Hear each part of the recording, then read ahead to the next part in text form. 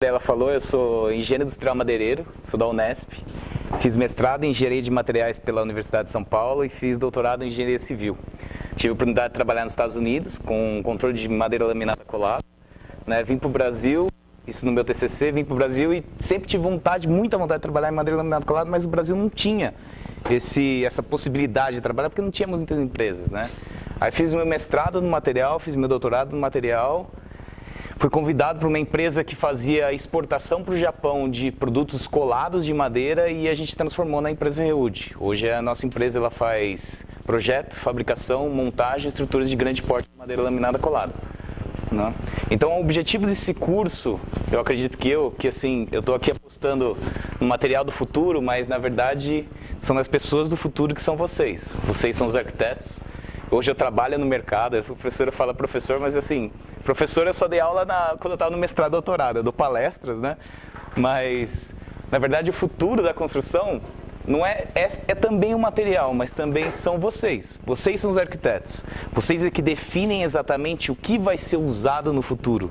Vocês que definem qual é o material que vai ser em construção no futuro. Eu espero assim, daqui 3, 4 ou 5 anos encontrarem vocês no mercado definindo ou possivelmente tentando utilizar o nosso material. E a ideia desse curso é realmente que vocês saiam daqui com uma coisa que muitos arquitetos hoje no mercado não têm, não possuem. Eles têm vontade de trabalhar com madeira, mas eles não têm a técnica, nunca tiveram a base de como construir, quais são os detalhes, o que eu devo fazer, como que deve ser unido, como deve ser feito. E aí a ideia desse curso é passar um pouco de anatomia do material, um pouco de como construir. Essa primeira aula eu vou mostrar bastante obra para vocês, tudo que a gente já trabalhou, tudo que a gente já fez, e mostrar realmente o potencial que tem esse material, que eu chamo como material do futuro na construção civil, né? Então, o primeiro ponto seria, o que é para vocês um material do futuro? O que um material, o que você espera do futuro? O que vocês esperam do material da construção civil, vocês arquitetos, do material do futuro? O que eu fiz? Eu fiz meio que uma enquete, né? Então eu perguntei para várias pessoas, o que é um material do futuro para você, para a construção civil? Então esse material do futuro tem que ser inovador, claro, né? Tem que trazer tecnologia embarcada. Ele precisa ser necessariamente pré-fabricado e industrial. Hoje em dia a gente não tem mais tempo de obra, mais coisas para a gente ficar gastando tempo. Então tudo tem que ser, quanto mais rápido, melhor. Quanto mais industrial, melhor. Quanto menos tempo de obra, melhor, né? Ele tem que ser leve e resistente. Ou seja, que nem a fibra de carbono, esses novos materiais que estão cada vez surgindo no mercado, né? Fácil trabilidade, ou seja, qualquer pessoa que pega esse material, tenha a oportunidade de trabalhar esse material, que não precise de qualquer tipo de ferramenta super especial para fazer um corte simplesmente nesse material. Ele precisa vencer grandes vãos. Cada vez mais nós temos pensado em estruturas maiores, em estruturas de grande porte. Ele não pode ser limitado. Esse material do futuro para a construção civil ele tem que ser ilimitado, né? Ele tem que deixar com que os arquitetos não se limitem ao seu uso, né? Ele tem que deixar toda a travabilidade, toda a vontade de fazer curvas, de não fazer curvas, de fazer retas, de deixar ele do jeito que os arquitetos quiserem, né? Tem uma resistência, claro, a intempéries, ele pode ser utilizado em qualquer tipo de lugar, tá? Material totalmente estável, então ele não pode torcer, ele não pode trabalhar, né? Você tem que fazer do jeito que ele tem que ser. Ele tem que se combinar com os materiais já sendo utilizados, seja o concreto, seja o aço, seja os outros tipos de madeira. E principalmente, o material do futuro da construção civil, ele tem que ser sustentável e 100% renovável. Então, imagine um material da construção civil, o qual se para produzir 1 tonelada desse material, eu necessitasse de 1 galão de óleo. Tá? Imagine esse material. Para a mesma tonelada, da mesma quantidade, eu precisasse de 5 vezes mais energia, ou 5 vezes mais galões de óleo. Imagine um material que para produzir a mesma tonelada de vidro, eu precisasse de 14 vezes mais energia.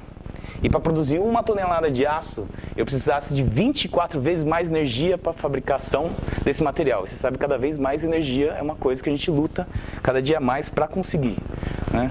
Imagine um material, o qual se cresce através de uma energia totalmente limpa, retira o gás carbônico, qual vocês utilizaram hoje para chegar aqui, e libera o gás que você mais necessita. que é o gás oxigênio.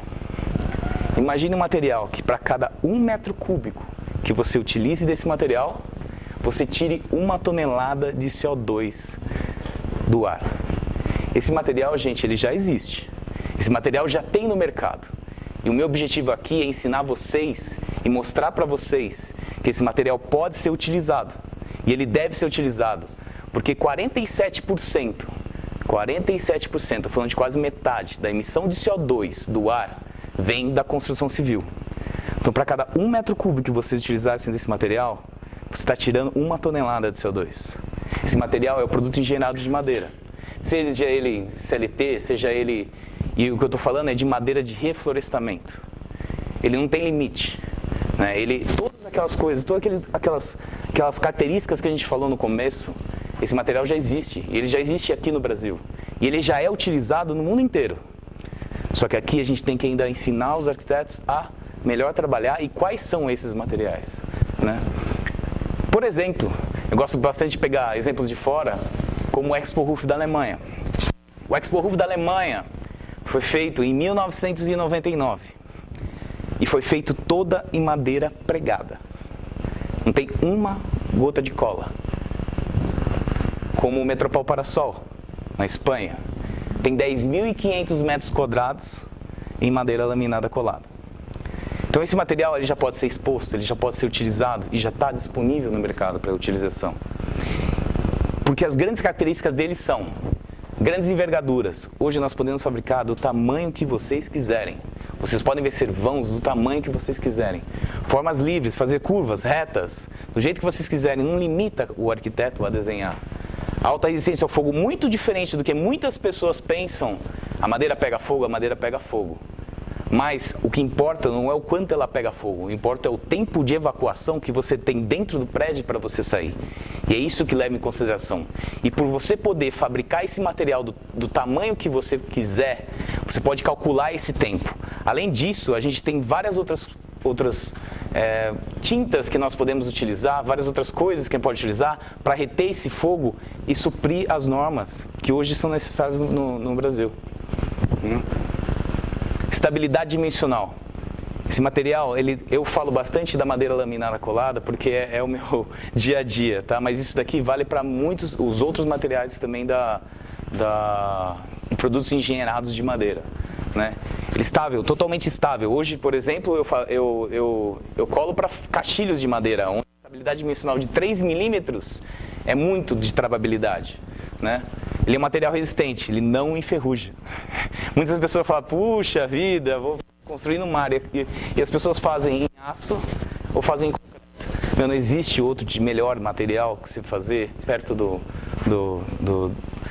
mar, perto do litoral, como a madeira, né? E por a gente poder fabricar do jeito que a gente quer, que é um produto engenheirado de madeira, a gente pode ter, então, número menores de ligação. Ou seja, ele sai para você. E o que isso impacta? Menos tempo de obra.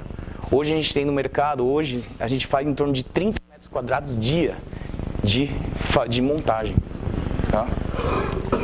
Ele é 5 vezes mais leve que o concreto, ou seja, fundação, munk, transporte, ele é muito mais leve. E ele é 2/3 do peso do aço. Tá?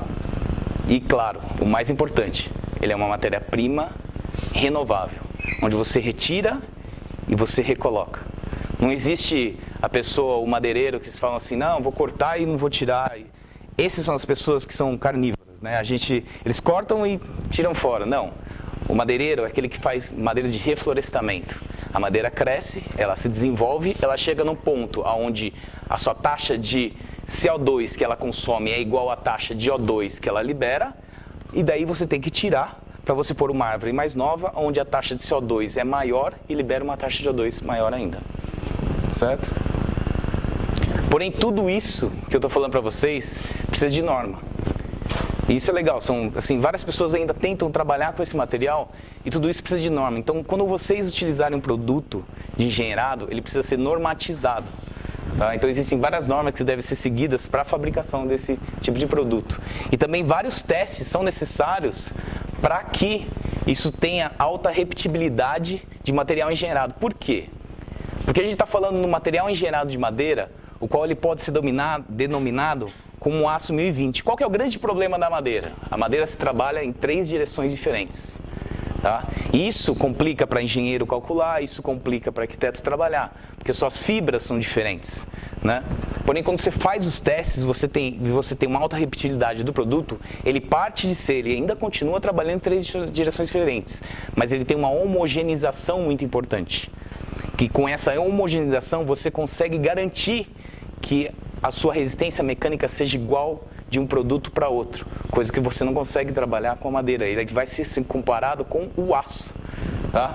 E com essa comparação, vocês podem então fazer tipologias construtivas, que ajudam a você a ter uma ideia do tamanho da peça, do tamanho do vão, do tamanho da formação, seja geodésica, seja quadriculado, seja arco.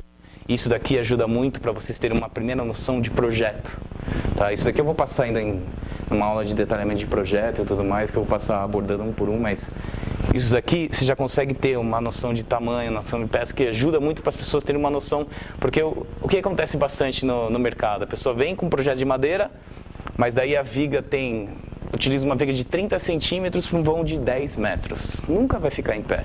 Aí eu preciso aumentar a viga para passar o feedback para o arquiteto. E o arquiteto fala assim, mas interferiu no meu pé direito.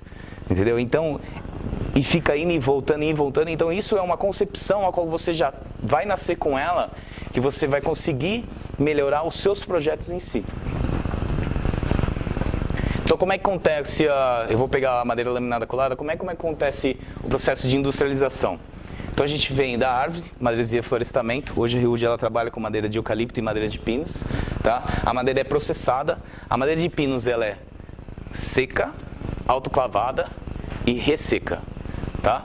Então essa madeira ela vem com uma estabilidade dimensional muito melhor e além disso ela vem com um tratamento preservativo, a qual você pode utilizar ela em qualquer outro tipo de lugar.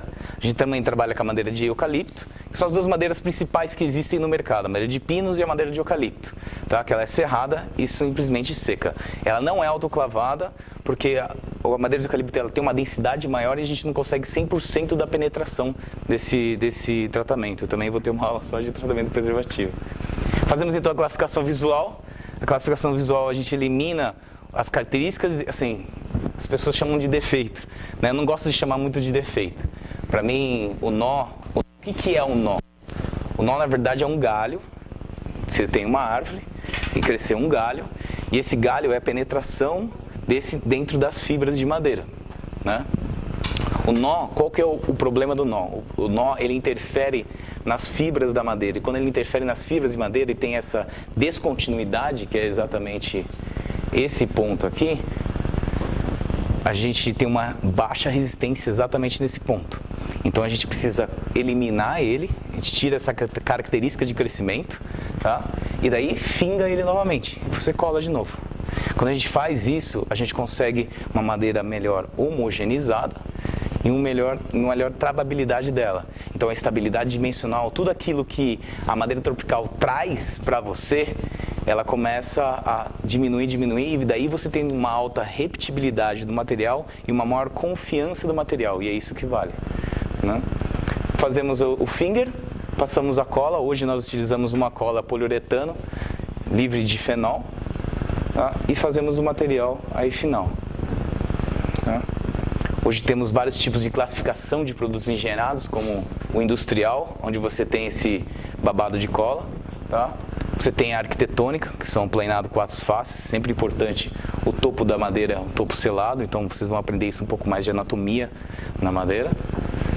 E as vigas prêmios, que são as vigas curvas, que são chanfradas e usinadas, prontas para ir diretamente para o cliente, tá? Aí você pode ver a viga curva, eu faço tanto ela em pinos como eucalipto, e também as vigas duplas curvadas. Então, eu falo para vocês, isso aqui é a liberdade total do material 100% natural de reflorestamento, onde até isso para o aço é difícil fazer, né? Que você tem ela torcida no eixo X e no eixo Y, tá? Aí o adesivo que a gente utiliza, que é um adesivo poliuretano, tá? E aqui um vídeo que eu queria mostrar para vocês, que é do país, que fala um pouco assim, que vê a possibilidade do material, tá? Que vocês vê No Brasil a gente tem muitas limitações, vamos dizer assim, ainda, né? Hoje no Brasil, se você for transportar uma peça de maior que 20 metros, eu já fiz peças de até 20 metros de comprimento, ok. Acima de 20 metros é um pouco complicado, porque logisticamente fica mais caro do que simplesmente o material que você está trazendo. Aqui nesse vídeo você pode ver uma viga de 40 metros de comprimento, são 4 peças de 40 metros de comprimento, então não existe assim limite para o produto, né? E sim as limitações que se dão através do país e a sua usabilidade. Então quanto mais você utiliza o produto, quanto mais demanda existe, mais possibilidades vão abrir no mercado, né? Que vocês podem ver. Gente, vocês podem levantar a mão, perguntar o que vocês quiserem. Vamos ver. Então é legal que vocês podem ver o final da viga e o comprimento da viga aí torcendo o caminhão. Então hoje no Brasil a gente ainda não consegue fazer isso. Assim, às vezes até consegue, tá? Mas é uma coisa que logisticamente ela é mais cara do que simplesmente o caminhão. Ligações metálicas. A gente vai ter uma aula só de ligações metálicas, mas as ligações metálicas, por eu trabalhar só com peças especiais, elas são desenvolvidas para cada cliente, então são projetadas, desenhadas e fabricadas para cada cliente, mas existem soluções padrões. Essas soluções padrões vocês vão ter para cada viga e pilar, sapata, então para cada ponto vocês vão aprender a desenhar uma para cada uma.